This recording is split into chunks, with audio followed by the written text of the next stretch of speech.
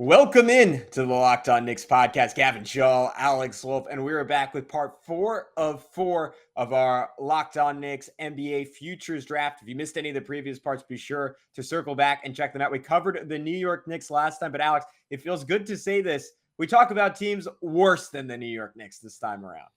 Yeah, we are into the dregs of the NBA, the absolute worst of the worst, the teams that we don't want anything to do with. And we're going to explain exactly why as we conclude this Locked On Knicks NBA Futures Mock Draft. A little bit of a mouthful there next on Locked On Knicks. You are Locked On Knicks, your daily New York Knicks podcast, part of the Locked On Podcast Network, your team every day.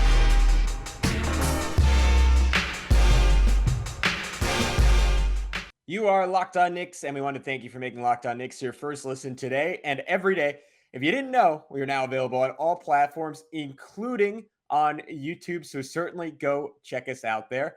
But who's talking to you? I'm Gavin Schall, a play-by-play broadcaster. Just wrapped up my first football weekend of the season. It was a blast. He is Alex Wolfe, editor-in-chief of the Strickland, the greatest Knicks fan website out there. So check out all their great coverage. Who knows, maybe we'll have some Strickland writers on the podcast soon because it's always a good time. They're the best in the biz. And we're about to get back into it with my guy, Marcus Barahal, the former host of the Locked On Nets podcast, wrapping up this NBA Futures Draft, the premise, which teams would we want for the next 10 years based on championship equity, how many total games we think they're going to win. It was a fascinating exercise. And here are the teams that are the absolute worst right now on Locked On Knicks.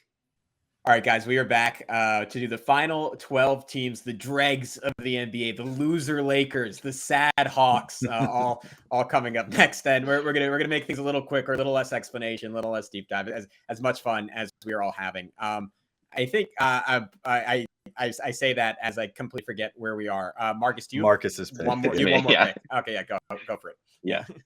It's ironic that you call this the drag since I just picked the Magic and I'm now looking at maybe picking the Heat. And I think I'm between the Heat and the Hawks, and I think I'm actually going to go with Atlanta. Wow. Just because of the mystery factor at this point. The Heat, I feel like I kind of know what they are. I don't know that there's a ton of guys on that team that I'm expecting to make big leaps. I'm not a big hero believer. And so looking at Atlanta, the possibility of Trey and DeJounte kind of complementing each other's skill sets. I like Hunter, hopefully could take a step forward. Okongwu, I really like, although he's going to have an extension soon, as is Hunter.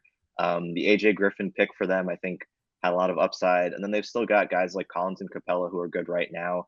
I think they'll be a solid middle of the Eastern Conference playoff race team this year, but I think they have some upside depending on how Murray and Trey fit together.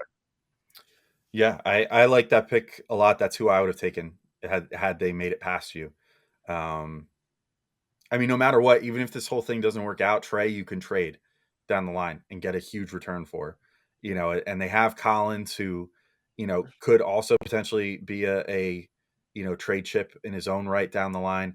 DeJounte too. I think you could easily, like a year from now, flip him for roughly what they traded for him and recoup your assets if that whole experiment doesn't work out. But pure talent wise, they have a good collection of talent there.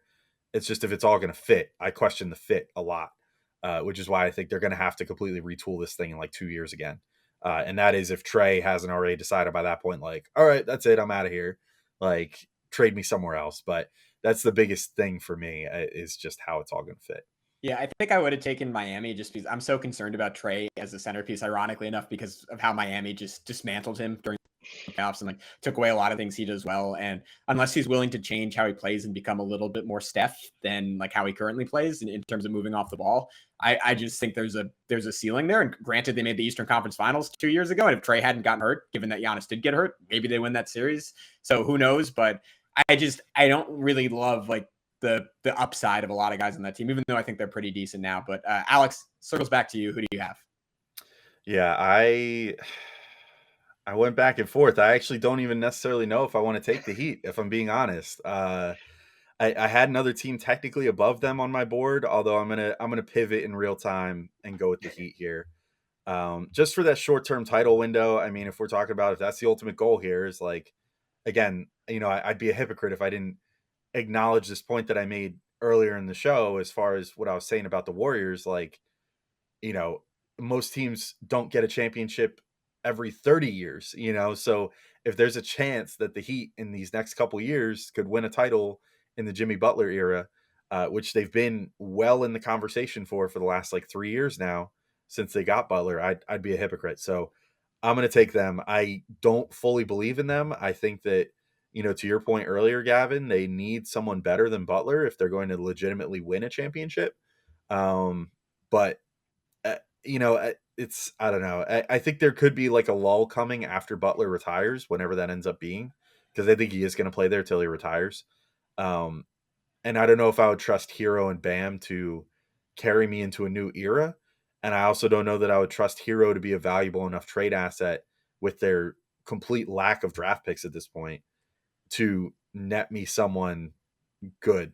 Like, as we're seeing with the Donovan Mitchell sweepstakes, it seems like the Heat aren't even really in the conversation because they don't have draft picks. And Hero's just not that good to be like a Jaylen Brown type guy that you could be like, oh, this guy could be a centerpiece of a deal. So that's where I'm at with the Heat. I don't know if they're good enough to get over the hump and actually win the title, but I'd be remiss if I, at the 20th pick of this draft, if I let a team that's been to the Eastern Conference Finals like as many times as they've been actually made a finals run a couple years ago, even if it was in the bubble, like you can't ignore that at pick 20. So I have to go with them. Yeah, I think getting them something like 20 picks after the Clippers is a very good deal, or 12 picks, because they're very similar. They have a lot of overlap in terms of just like, it feels like they're never going to be bad, and they always have the chance of, like, if there's a guy available, like he's going to New York, Miami, or LA, and like that's pretty much what the NBA is these days for the most part. That being said, I have the Lakers next on my board, but and that is purely a bet on every free agent will want to go there, but I am scrapping that. I'm not going to pick them because I'm just so disgusted by how mismanaged they've been over the last couple of years. And it's kind of insane to think there's a world where they just kept everyone together and like traded for DeRozan last summer. DeRozan wanted to go there apparently. And obviously the price for him wasn't really anything super crazy. Or did he sign with Chicago as a free agent? I don't even remember.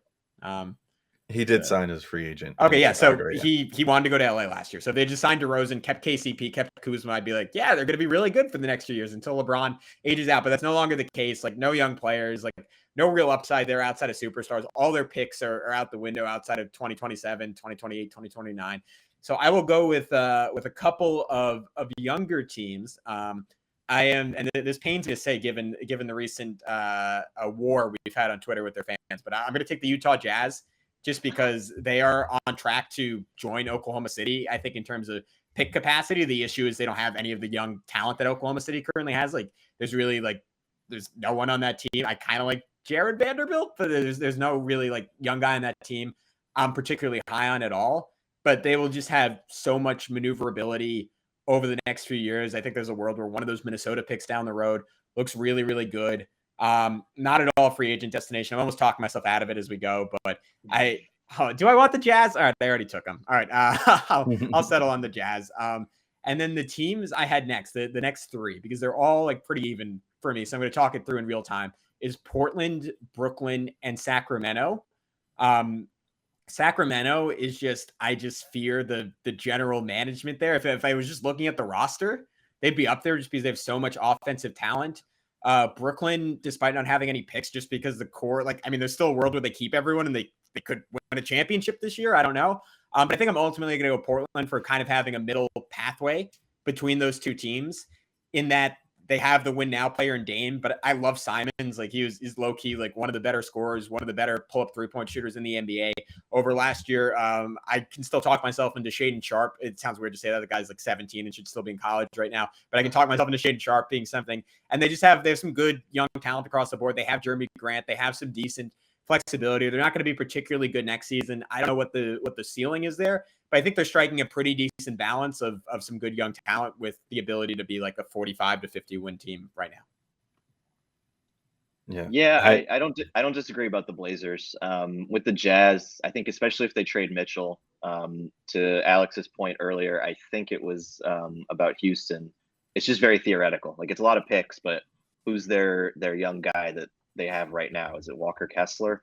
They just don't really have real players beyond Mitchell right now, who are looking towards the future. Obviously, have Conley and Bogdanovich still, but yeah, don't love that pick, but the Blazers pick, I'm on board with. All right, guys, we'll be back with Marcus in just a sec. I mean, I don't know about you guys, but I'm curious who the bottom team is going to end up being. But before we talk about that, a very important announcement. Are you one of those people who thinks it's okay to drive stoned? What's the worst that can happen? You end up driving below the speed limit. It's no big deal, right? Wrong. The truth is your reaction time slows way down when you're high. You not only put yourself in danger, but everyone around you. Talk about a buzzkill. Stop kidding yourself. It's not okay to drive high. If you've been using marijuana in any form, do not get behind the wheel. If you feel different, you drive different, drive high, get a DUI. Yeah, I had to say, I literally, here's my exact note that I wrote on the Jazz. About to trade their last star, will have sort of a Thunder Rockets-esque situation with picks, but don't have the young core to back it up yet. And they can't, and I said I can't move them up higher until the Mitchell trade is done. And it's sure that they're going to give themselves the best shot at Wemby or Scoot, because Ainge's own stubbornness is keeping them lower for me right now. Because if they don't trade Mitchell and he wins them extra games this year and they find themselves in like a very Knicks-esque situation and that like 8th to 10th pick like wasteland there, they're not going to be in good shape. This is the draft to tank for, and they need to make this Mitchell trade happen sooner than later. And I don't just say that as a Knicks fan. I say that as like, if I was generally looking out for the well-being of this team, I would want them to make that deal sooner, even if it meant giving up like 1 first-round pick that Ainge is trying to squeeze out of the Knicks or whatever. Because I think being bad this year for them is much more important than squeezing an extra middle first-round pick out of Leon Rose. Blazers, though, I feel you. They actually were the headliner of my low tier, just because I think that their best move is probably trading Dame at this point. Like, I have a similar note for the Wizards whenever we get to them, but it's just like, where are they going with Dame Lillard? And why are they honoring his wish to stay in Portland at this point? Like, I would think that Portland would be lining up to be like, let's get this guy off the team at this point because we should rebuild. Just like the Wizards with Beal should be like, it's time to get rid of Beal. Like, this has run its course. And instead they're just stubbornly, I guess, letting their guy be stubborn and say, I want to stay here and, try to win something and do it organic. Like, no, do what's best for your team and trade the guy. That's where I just don't see Portland winning anything this year, as much as I love Jeremy Grant too. But to move on to my next pick, this is the team that I almost went with the last time, so I'm happy that they're still here. I'm going to go with the Hornets. As much as their one, like their one B star or whatever is a huge POS and beat his wife this offseason and is probably rightfully going to jail for a long time, which is great. That really kind of screwed them from a basketball perspective as far as team building and whatever, because I thought Miles Bridges was, he and LaMelo were going to be a really good, like, young nucleus together, with him finally blossoming into like a 20-point per game scorer and, LaMelo being as great as he is. But LaMelo, he's not quite on that level with like a Doncic or whatever, like as far as, or a Cade, where I'm like, oh man, just him by himself is going to be so good that blah, blah, blah. But he's close. I mean, he's really good. He's turned their fortunes around a lot the last couple years just by himself, by virtue of being so good. So I think that I would bet on him, continuing to get better. And he's going to be like a crazy triple-double threat for a long time. He's a great initiator of the offense. He's a better scorer, I think, than anybody thought he was going to be. As far as being able to score at all 3 levels. So, I would bet on LaMelo, and it just kind of comes down to like drafting and whatever for them, or can they swing a trade for, a good 1B at some point?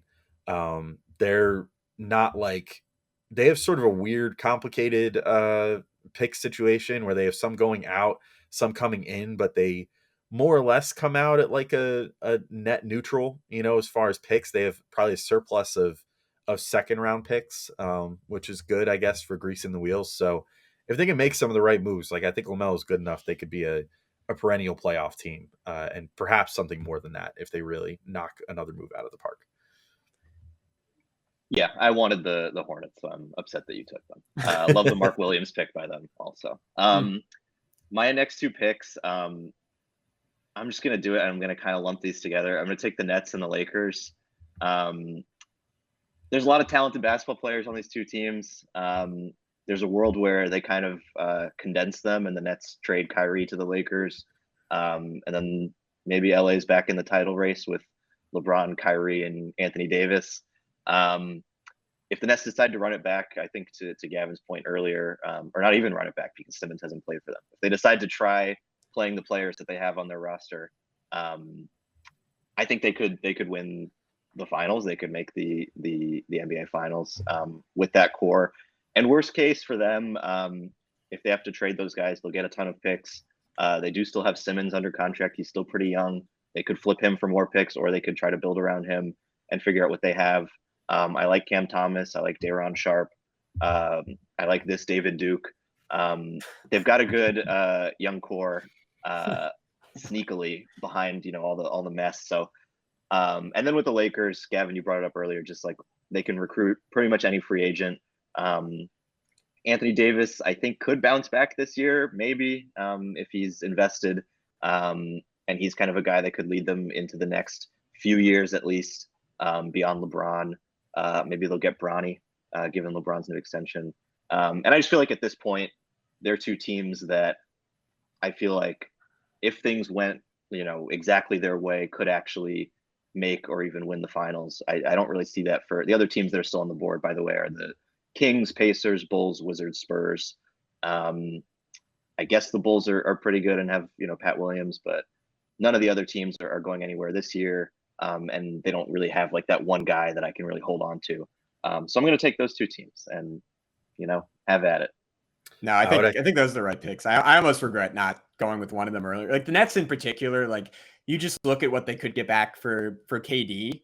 And it could be somewhat close to what the Jazz end up having in terms of picks, plus having just more current talent than that team does. And I mean, once upon a time, Ben Simmons was someone to build around. So who knows if he can get back to that? But I always, whenever I talk about him, I flashback to his rookie year when they had that 16-game win streak where it was basically him, Bellinelli, JJ Redick, Ersan Ilyasova, and like a bunch of randos. And I was like, yeah, that guy, if you surround him with shooters, they can be pretty interesting. So the Nets was good. And the Lakers, yeah, I mean, they kind of a flyer. They're probably, they should figure out a way to do it. They just giving me no confidence that they can. But I don't know about you, Alex.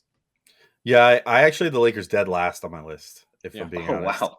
I just don't like, my main thing is that I think that they in many ways sort of lucked into this arrangement that they have right now. Their title, yes, they got it, but it was in the bubble. They haven't looked anything near as good since then. Anthony Davis can't stay healthy. LeBron is finally starting to prove to be a normal mid-30s, late 30s human as far as durability goes too, which is, it really screws them over because they just, if one of those guys is out, they just aren't a championship caliber team or even a playoff level team without both those guys on the floor. But I also think the Lakers are, for one thing, too stubborn to ever like actually entertain trading LeBron or even trading AD for that matter, because I think they always viewed AD as like the post successor to LeBron, that's going to stick around there and bring the next star in sort of thing. And then I also just don't, even if they decided to make those trades, I don't have any faith in their ability to make a good trade at this point, because look at like all these trades they've made in the last couple of years. They have taken a roster that was somewhat decent and somewhat well positioned, like even right after the AD trade, and just completely destroyed it. In particular with the Westbrook trade, where it's like, what were you even thinking with that deal? And so I have no faith in them to get better. I think they're just going to continue to get worse. I think eventually LeBron's going to bounce at the end of this extension or just retire. And I think AD is who he is at this point, which is unfortunately like a guy that could have maybe been maybe even a top 10 all time talent, if he was just able to stay healthy, but just can't stay healthy. So I don't have any faith in them at all. Yeah, if they were in OKC, I think they'd be clear cut last for me. It's literally just the market. Yeah. But again, it's like, other than LeBron, who else had they gotten recently? And LeBron only went there because he wanted to start a production studio, which he did. I mean, they got Mozgov back in the day. Yeah, right. I mean, it's tough to find their last big free agent acquisition prior to LeBron because there wasn't really any outside of in the Kobe era. When they would manage to snag some guys because of having Kobe as the incumbent. Kobe, a guy, by the way, that they drafted. So like they kind of need to have that drafted star there to then attract the free agents, you know. I'm gonna go with the Bulls next. Mostly just because I don't really have too much faith in them as like a title contender or anything, and they have sort of emptied out the pick wallet on this current core, which I think is a huge mistake, which is why they're not higher. But I think that they'll be a decent, you know, I don't know, mid playoff seed for a few years. They'll be like the mid 2000s Hawks, I feel like, with Levine as their Joe Johnson. But I do think Levine is still somewhat young enough. He's in his prime that even if a year or two from now they decide, okay, things aren't working, they should still be able to get a pretty decent return for him, which will restock the pick wallet and allow them to potentially get better going forward. But again, we're really, as we said, we're in the dregs here. I don't feel great about this pick, but I'm making it. So, Because you know, they're one of the last few teams, and they're the team I feel best about here. So I just think because of the ability to be a playoff team for now, and then eventually I think their guys, you know, they have enough guys with some. I mean, it shouldn't be forgotten either. They still have Patrick Williams, who I was pretty high on coming into the 2020 draft, who could potentially still break out. So they've got some young guys, even if I'm not super high on them, and they have some incumbent guys that have enough like trade value that I think that they could sort of restock and reload and get ready to make another run at someone else later. So. Yeah, I'm on board with you. They would have been my next pick just because I think they're good enough if everyone stays healthy to win 50 games, maybe win a playoff series. And we can't forget, I mean, Chicago's still, like Marcus mentioned the Giannis comments earlier, still a place I think people want to end up if the team is good enough and there's an infrastructure there. So there's a world where they move on for DeRozan, eventually maybe pick up like a couple first round picks for him and then find a way to sign someone to put next to Levine. It's just a lot of ifs, but you could make a case for them a couple spots higher for sure. I think it's my last two picks now, so I will go with the Sacramento. Wait, I'm just trying to make sure that works out from like all of us ending up with 10 teams. Let me see. I have Yeah, 2, 4, there's 6, yeah, 8. there's Yeah, 4 teams Yeah, left. 2 more for you, Perfect. 1 more for me, and then 1 more for Marcus to finish us off. He Beautiful. gets Mr. Irrelevant. Nice. All right. Okay, I am going with the Sacramento Kings for sure. Just because I like the roster, even though again about as bad of a market, about as bad of a team over the last 20 years. But Fox was fantastic the second half of last year, averaged I think 29 points per game post All-Star break, very efficient. Him and Sabonis were a really good combo. I like the Keegan Murray pick. He obviously lit up Summer League, like another really good shooter. They traded for Kevin Huerter. They still have Davion Mitchell.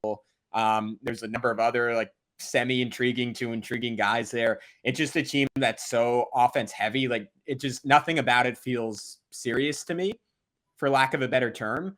Like there's just, I don't see any world where it's weird because they kind of want to win now, but there's no world where that team is competitive in a playoff series. Like it would be an all-time 1-8 sweep if they have to play a Golden State or Clippers.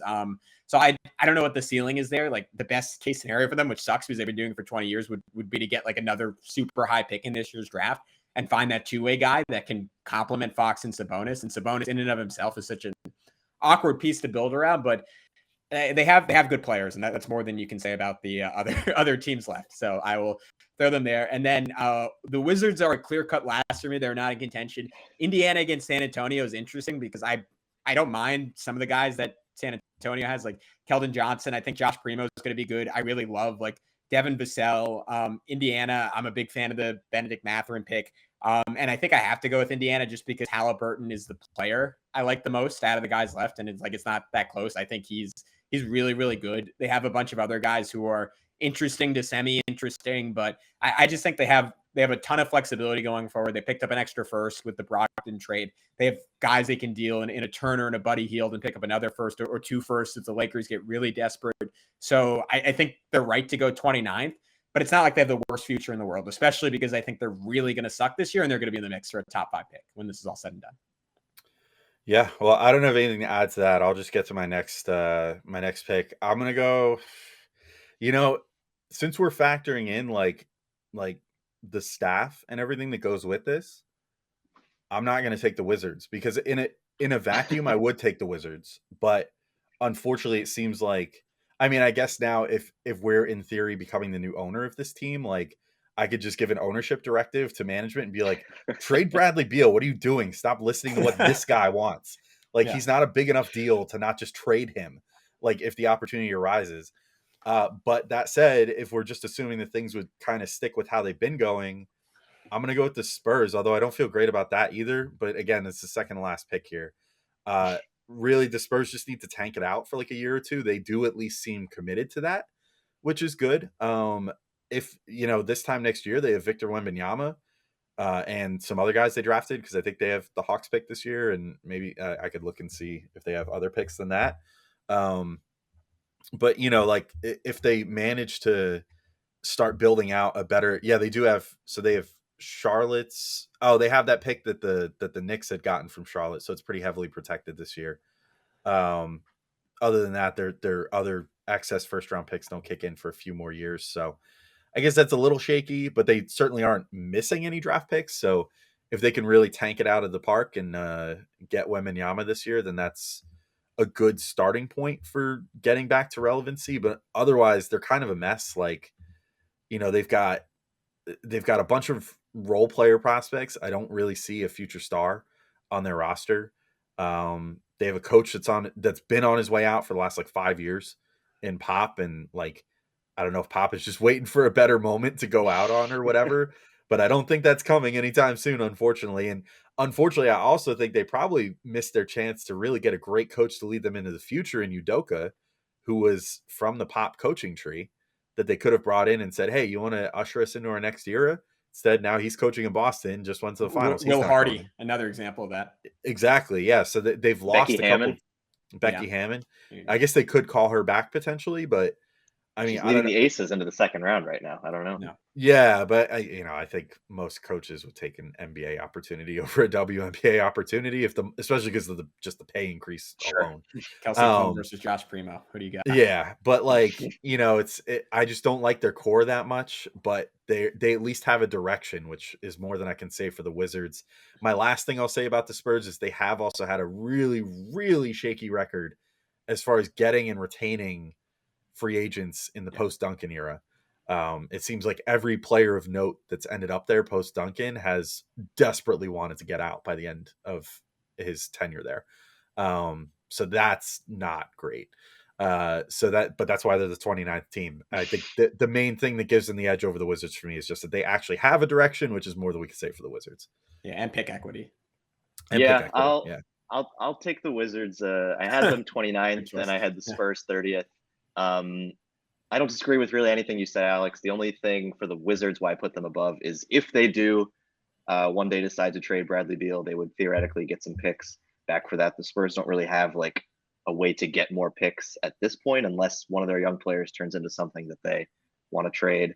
Rui Hachimura is fine. Denny Avdia is fine. Johnny Davis, I'm not really a fan of, but I don't know. It seems like they're making a push for the play-in with the trade for Barton and Monty Morris. They still have Kuzma, who looked pretty good last year. I don't know. I think they could be like. I mean, they still have Porzingis, the 9th or 10th seed. Yeah. I mean, they could trade Porzingis and Beal and get some picks maybe. I think they could be like a play-in team this year, and then once they trade guys, really bottom out and have some more assets. Again, they're the 30th pick, so I'm not really here to make a big case for them or anything. When the Knicks inevitably bring KP home, the Wizards will have some pick equity, and then the Knicks will be a clear-cut title contender. All right, let me just run through this because I think I've been tracking everyone's picks as we go, and I think I have the majority of them correct here. But you guys can correct me if I'm off. But final tally, my squad of teams is Golden State, Denver, Minnesota, the Clippers, the Rockets, the Pistons, the Jazz, the Trailblazers, the Kings, the Pacers. And then Alex's are Dallas, the Grizzlies, the Heat, the Cavs, the Knicks, the Bulls, the Hornets, the Spurs. Hopefully not missing anyone there. And then Marcus is Celtics, Bucks, Pelicans, Suns, Sixers, Magic, Lakers, Hawks, Nets, Wizards. When we post these episodes, I will put up a little poll where people can vote for who had the best draft. Alex, the early favorite because of one pick in particular, but we will see how that goes. Marcus, thank you so much for joining us. I know you extremely well, so I don't think you have anything to plug, but if there's anything you want to say, now's the time. Nope, nothing to plug. Although when you did mention Alex with that Knicks pick, it's reminding me of some team picking Bronny James, in the hope of courting LeBron. He's courting the Knicks fan votes in the there you poll. go. That's fine. There you go. I did it all out of normal homerism, not even like knowing that we were going to have a poll afterwards. So I want credit for that. Yeah. All right, we'll see how it goes. But until next time, we'll talk to you soon on Locked On Knicks.